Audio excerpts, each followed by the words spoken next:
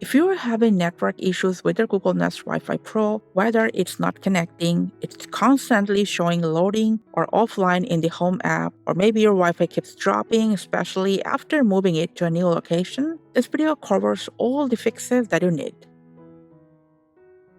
First, make sure your Nest is not being blocked by anything that weakens the Wi-Fi signal. Objects like concrete, a brick wall, metal, mirror, fish tank, other sources of water, and large appliances can all reduce signal strength. Now, if it's connected to your home router, make sure your internet connection from your ISP is working properly. If needed, you can restart your router as well.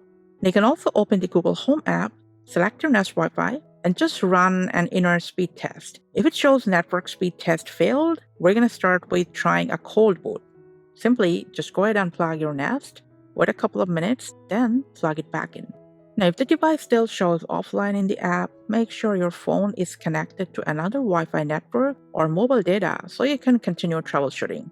Now, open the Nest Wi-Fi settings, then tap over the gear icon, scroll down to restart network.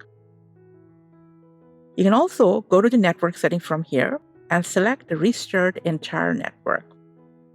Now, if that doesn't fix the issue, return to the same menu, and if you want, you can choose Factory Reset the Entire Network.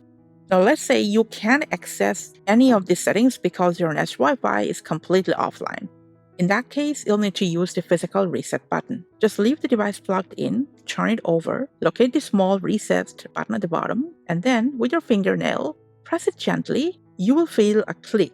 Just hold it for about 10 seconds. Release the button when the LED starts blinking yellow. The reset will take a few minutes, and the light will pulse white, then eventually it will start flashing blue, indicating the reset is complete and the Nest Wi-Fi is back in setup mode. You can now set it up once again, and in most cases, if there is no hardware problem, the connection issue will be resolved. Thanks for your time.